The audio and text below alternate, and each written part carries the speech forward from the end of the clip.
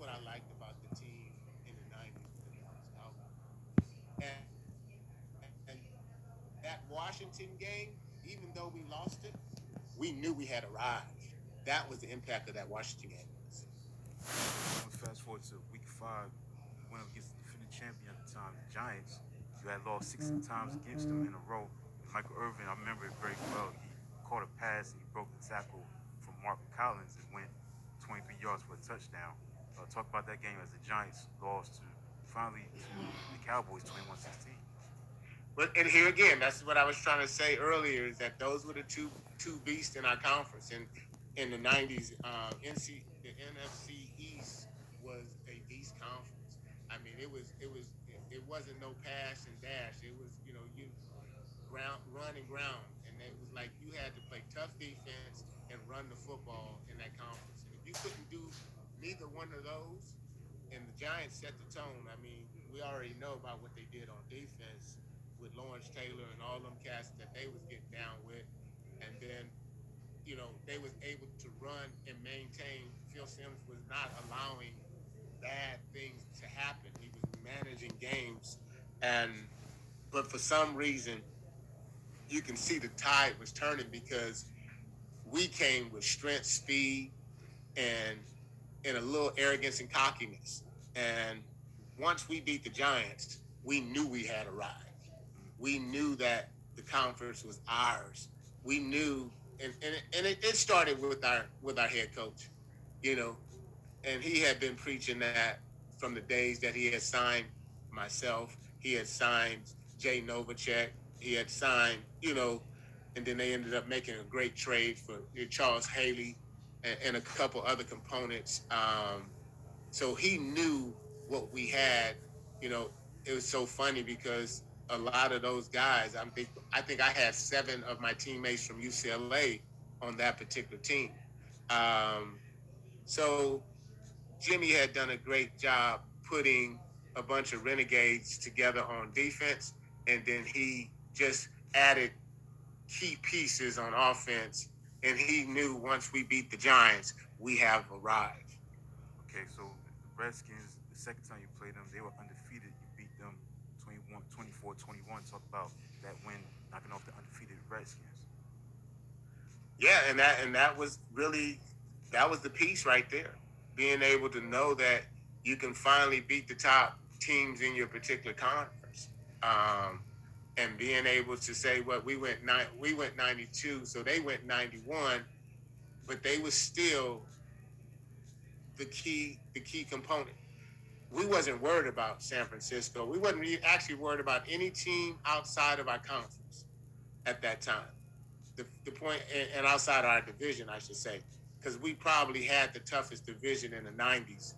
When you talk about the Redskins, um, even Philadelphia, and I think our toughest games at that time, Phoenix was in our conference as well because it was 5 teams.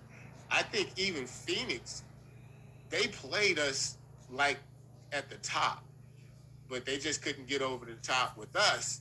But when we finally got over the top with the big bros, um, I've watched I watched siblings play. I'm an only child, but I've watched kids who have beat their big brother, and you can see, man, it was like life, and you knew the next step was going to the bowl, and you had to get through the playoffs, but the next step was going to the bowl, and that was the main focus. Every year we went to the playoffs when we fell short. The year before when we lost to Detroit, they popped us. You know, it was trying to get to the playoffs first so that you can set a footprint there. And then once you smell that playoffs, it's a wrap. It's just a matter of how do you get to the championship. Okay, fast forward to the playoff game against Chicago. You go into Soldier Field, you win 17-13. Talk about that win in Chicago in the playoffs. Well, you this is the first time that we had an opportunity. The Dallas hasn't been in the playoffs in a long time, man. You and you have a lot of guys on the squad that they have brought in with free agency, and trades or whatever had some experience. Um, and we actually thought we should have went that particular year. To be honest with you, we thought we should have went that particular year, and it didn't quite work out that way. But we thought that we had enough to get a little deeper in the playoffs. But it we ended up going. It was cold as hell up in Chicago, and they had the same kind of concept of running the football, and and you can see our defense was growing up. That when you play in those kind of games, our defense was growing up. They had a great defense, um, and they kind of stifled us a little bit on our offense. But our defense, you can see that our defense was starting to mature and get through that particular game because they had some opportunities to score and win the football game, but our defense stepped up and made some big plays that particular day. Okay, so let's fast forward to the 92 season now. This is the year where things really definitely went great for your franchise. You get Charles Haley. Now, the Redskins game, you play them on Monday night. You beat the defending champions 23-10. Talk about getting that win. That was a dominant performance by your defense as well. Talk about that game. Yeah, I actually think I had two interceptions in that one. I think if I'm not remember, but um, yeah, our defense had arrived. I mean, we had got all the pieces. We got the nickel package put together. People were opening it up a little bit more, but we had different type of defensive schemes that I don't think people was ready for. The type of coverages that we were playing, we had became a little bit more advantaged. And then, like you say, we had got that speed rusher that off the edge that made a difference. But you can see the swagger and the attitude. Our offense always had the swagger and attitude. I think it took a minute for our defense to get together and get the right pieces.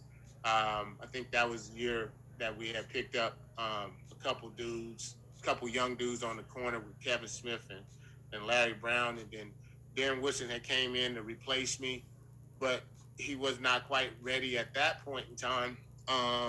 But I was teaching him everything that I had, so I nickel package. I think our defense led the league. Was like the number one defense in the league.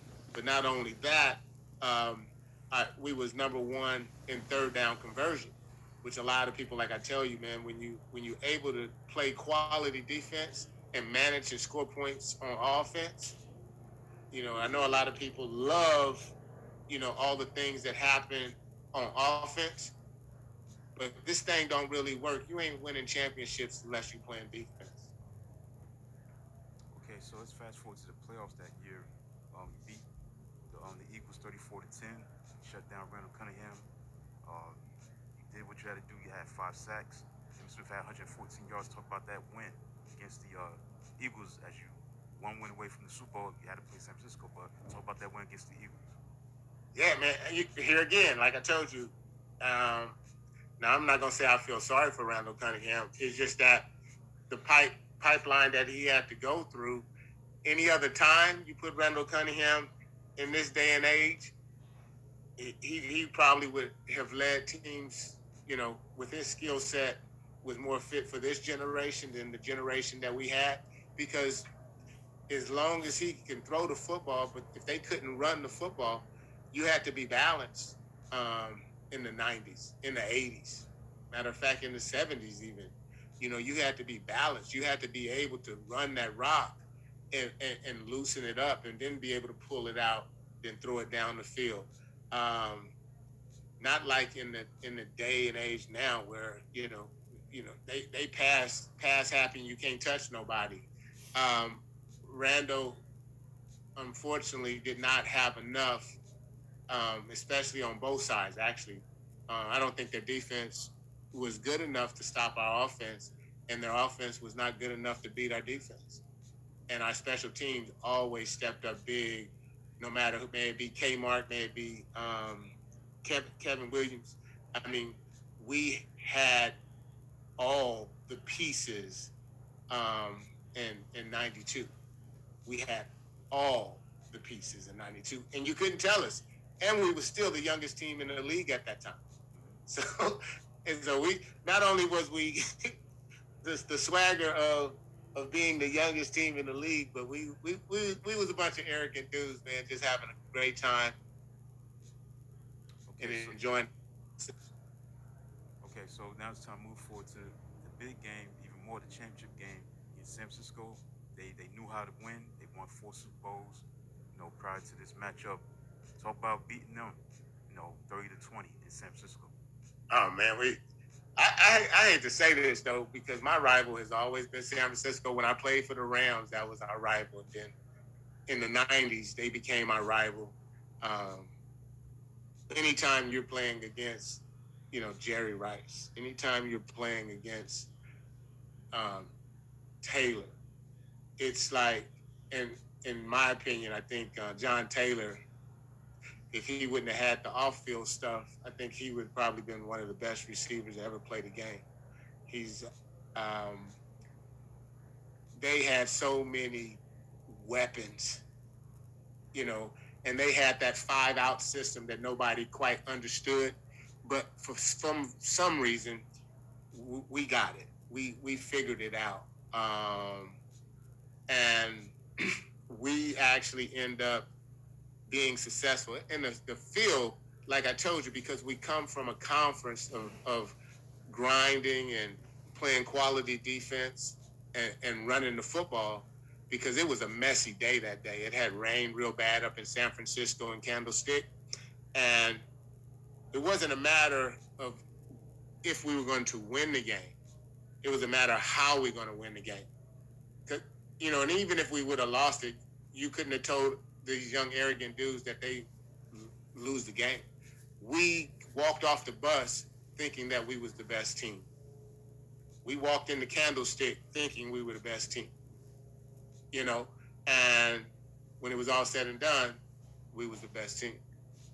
Yeah, the thing about that game that really put the game out of reach in a sense was the Alvin Harper play, because the thing about that play is that Michael Irvin was supposed to get the ball, but they switched routes in the huddle. So talk about that play. He went 70 yards. And that was a big play. Talk about that. Mike always wanted every ball though. So I mean, you can't hurt him, can't help him, but you gotta love him for that. He want all the balls because Mike wasn't gonna run away from them people like how Alvin Harper did that particular day. And that was all the stars aligned at the right time. Um, man above always make it happen when he needs to make it happen. And I'm glad that Alvin Harper kind of caught that slant and took it there to close the thing out. You know, and even after that, I think I think in that particular game, I mean, we had turnovers, and then I got an interception at the end to close it out as well. So it was a vice versa. Like I told you, we had so many playmakers that had arrived, and and we expected guys to make plays. So no matter who was in that position catching the slant, we needed a first down. I mean, Mike probably wouldn't have probably broke it that far, but thank God Alvin was able to grab that one and take it down there close to the goal line. Okay, so you win that championship game. Now you play the Buffalo Bills, a team that was in the middle of a run where they made to the two Super Bowls back to back. This is their third consecutive Super Bowl appearance, but you dominated them 52-17. Talk about winning the championship for the first time since I think 1977. Talk about the Dallas Cowboys win first Super Bowl in 2 decades. Well, the amazing piece about that is, we was the youngest team um, to ever win the Super Bowl at that point. And here again, a bunch of young guys that was believing in their coach. And the coach, everybody know our coach was a little arrogant, and he had predict a win in San Francisco. So we cashed that check and we had to put a muzzle on him the next day. Like, hey man, don't go out there and just give people energy and reasons when let sleeping dogs lie, as they always say down south, is don't create, a fire when there's no needed. Um, but unfortunately, um, Buffalo didn't have a chance that particular go. I'm gonna be honest with you, my man. Um, We had the number one defense. We knew how to run the football, and we was clicking on all cylinders at that point. I mean, the championship was going to come out of the NFC East. The championship was going to come out of the NFC at that point in time because that was the most dominant football. When I say that, Buffalo had a great, run and gun type offense, which would probably kill everybody during this time now. But when it came to football, you got to be able to play defense as a team, not as individuals. And what we was all about was turnovers and touchdowns. And our job as a defense was to get the ball to our offense and sit back and watch them work. And that's what we did that particular day, setting a Super Bowl record with 9. I had the first interception in that particular Super Bowl. And then we ended up having 8 turnovers thereafter to set a Super Bowl record with 9 turnovers that still stand to this day. Okay, so we win that Super Bowl. Now, fast forward to 1993. It's 93 season. Emmitt Smith goes out 0-2. He comes back, and you play an important game we want to talk about, obviously, against the Giants, January 2nd, 1994. You win 16-13. Emmitt Smith had like 168 yards. Separated shoulder. Talk about that monumental win. Because that was for everything. Home field advantage in the division as your squad won against the Giants. The last regular season game for Lawrence Taylor and Phil Simms. Talk about that game. Um, I mean, we can keep on talking about how tough the NFC East was at that point in time, but it was coming out of there. The champion was coming out of that particular division, and the Giants um, played a great game. I mean, it probably would have been different if Emmett didn't get hurt, but it probably wouldn't be one of his historical moments when he got hurt. Because the funny thing about that, when he got hurt, the defense huddled up and said, you know, Emmett got a lot of credit for what he did in that particular day, but the defense huddled up and said, we got to make plays. We got to do something to get this going because we had lost the peg in our wheel. Not saying one of the pegs. He was the peg, in the wheel. And and that was probably one of the most memorable moments for our team because to go to the championship, but to be able to go back and win the division again, um, because you get that bye. And we had a lot of injuries that particular year, um, and we needed that bye in the worst way. And it ended up working out, man. But the performance by my fraternity brother and teammate, man, he did his thing, and the defense really stepped up and made the plays. And then, Eddie Murray comes in and kicked the field goal, bro. You remember again, I always told you it's 3 components that you win the football game. You got to play quality defense. You got to play quality offense. But if Eddie Murray didn't, and we had kicking problems that particular year, if Eddie Murray didn't come in and hit that field goal, we wouldn't have had a bye, and our playoff journey would have been totally different. Yeah. And we had won the game in 3 phases, as I told you earlier. That's how you win football games. Okay, so we moved into the divisional playoff. We go against the Green Bay Packers, a Packers team that was the upstarts. Brett Favre was on that team. I think Reggie White was on that team because he was a free agent in '93, I believe. And you beat them 27-17. Talk about that game. Well, I mean, Brett Favre, a gutsy quarterback, but the thing is, like I told you, I think we were number one defense. At that time, so or one of the top defenses that was left in the playoffs. Um, you can't bring a gunslinger in there when you got so many playmakers, you know. And I know that our offense gets a lot of credit, and the Three Amigos, they got a lot of credit for what we do. But when you sit back and you're sitting and you look, if you really look at the game, you have to go back and look at, you know, how the defense and offense and special teams play together. Some guys, you got to have Hall of Famers off the team, but I think because we played, how would they say about our defense? Because we had so many different guys that made plays, it wasn't, like when name brand guys. Charles Haley got a lot of the publicity, but Tony Tober probably, I think, was probably one of our best defensive linemen. You know, Leon Lett got publicity for mistakes, but here again, we're talking about the same situation when you got guys that can make plays. Brett Favre, he didn't even understand that he didn't stand a chance playing against us that day. And he was slinging it, though. I never take nothing away from the young gunslinger, but he was a young pup at that time, but he was still slinging that rock. Um, he was slinging it. Okay, so let's fast forward to the rematch, anticipated rematch against the 49ers, and you dominated them 38-21. Talk about that game. Yeah, it was just a matter of, that was more of a stepping stone. It was a home game this time, but the negative is I think we ended up losing our quarterback.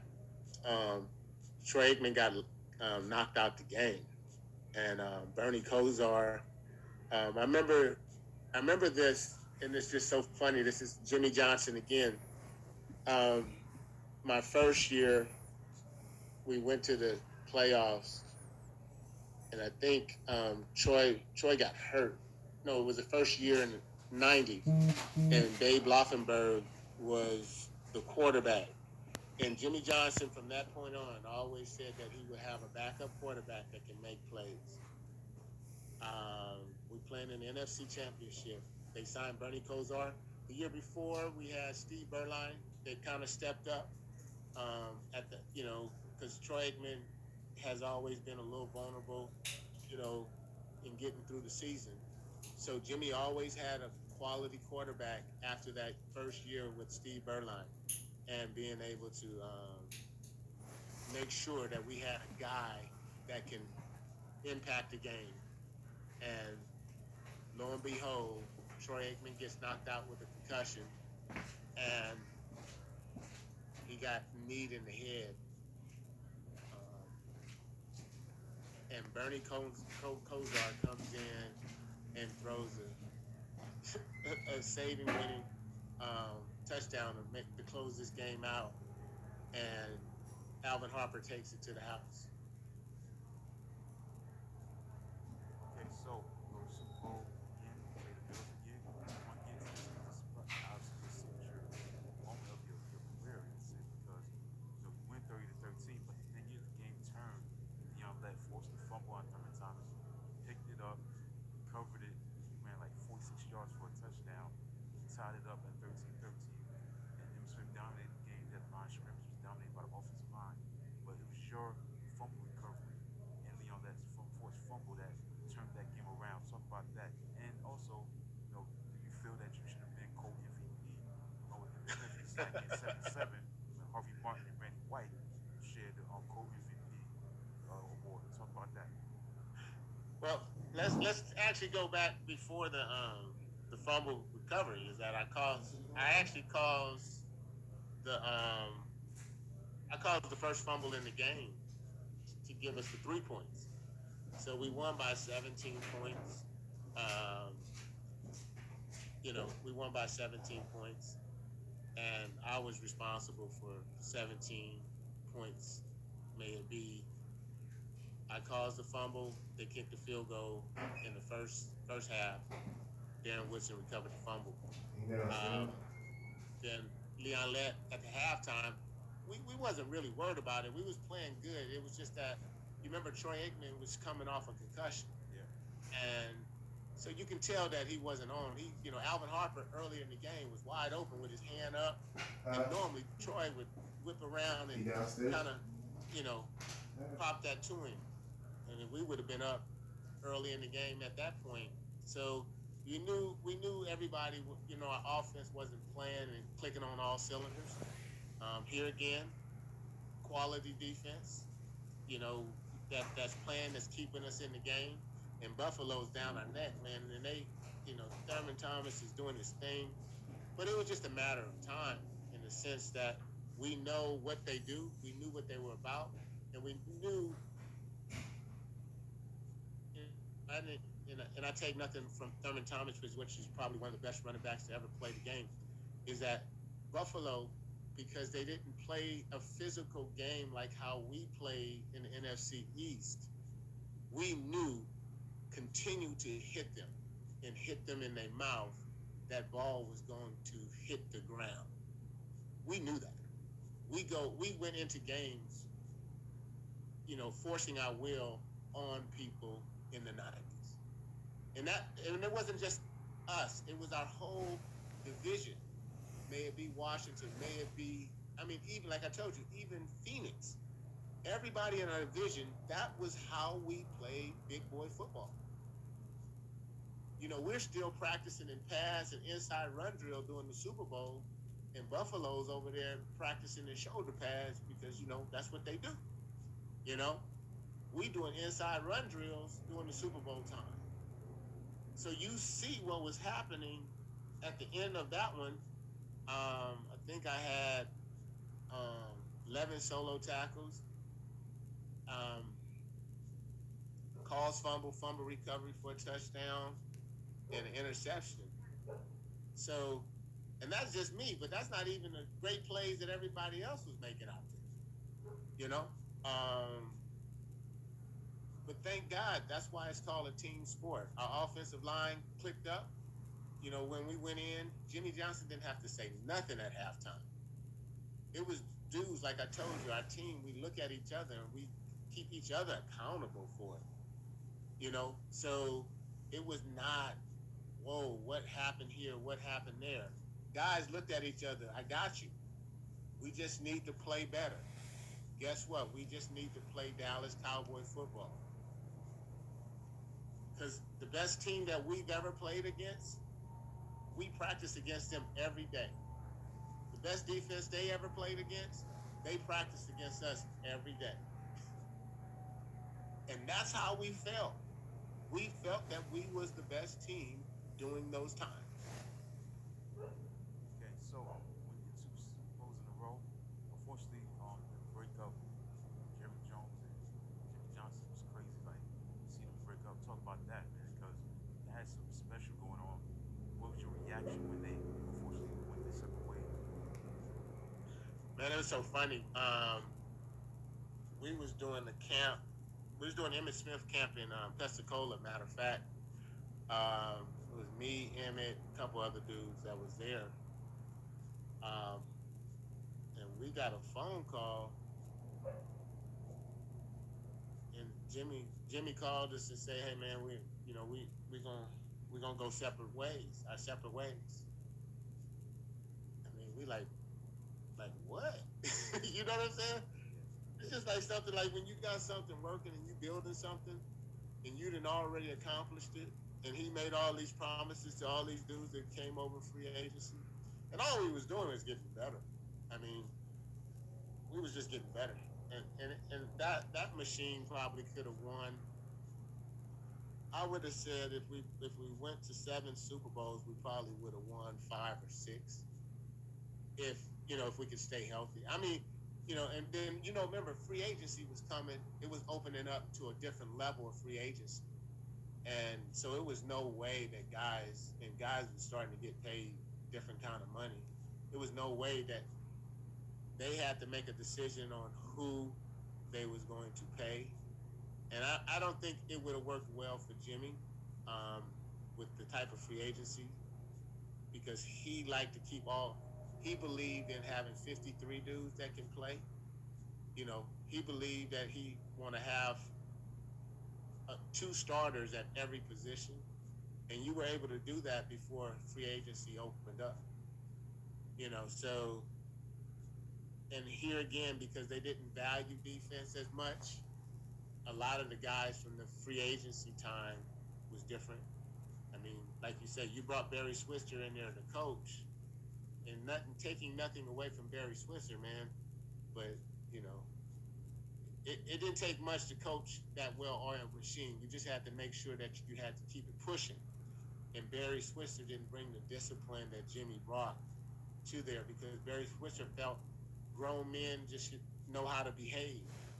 Unfortunately, you have some young guys that don't have grown men that they were starting to get that real kind of money, and it just started to snowball. And you can see the day that he got the job, it just started going in a different direction. And even though he ended up winning a Super Bowl, he went to the NFC Championship. That was all with Jimmy Johnson's players. And the guys, as guys started to leave, you can see that the type of football was just different, and it hasn't been the same since. Yeah. Yeah, to lose 38-28 to the 49ers, a lot of controversy. It could have been a massive difference on Deion Sanders on Mike Over, but they were just a better team on that day. Say Right, they jumped out, turned right. the ball over. You know, talk about that That, game. that was the better. They were the better team. Yeah, We right. was a banged up team in '94. Injuries. We had a lot of injuries that year going into that game. Um, and like you say, they won the turnover battle. You remember when I told you this? You got to make plays in all facets. Unorthodox. Troy Aikman comes out and throw interception. Michael Irvin fumble and footballs. Those things don't normally happen. You know, but they're not normally highlighted neither. Everybody want to talk about that one play. Man, it was about 100 other plays that happened before that one play. The reason why, and we still almost won the game. Yeah, y'all was right You there. feel? Y'all was right And there. it's still, Larry Brown giving up the touchdown right before the half on a busted coverage. People don't talk about that, but that was a key component with Rice going down, throwing a touchdown at the half that could change the whole momentum and the complexity of what we was talking about in the locker room. So that it was just a carryover of different things that happened. We had a lot of injuries. I mean, we lost our best offensive lineman at that time in Eric Williams. Yeah, So it was a lot that went on. Um, Even to make it that far shows how good we were to make it to the NFC Championship. And not only saying this, because I'm not going to use this as an excuse,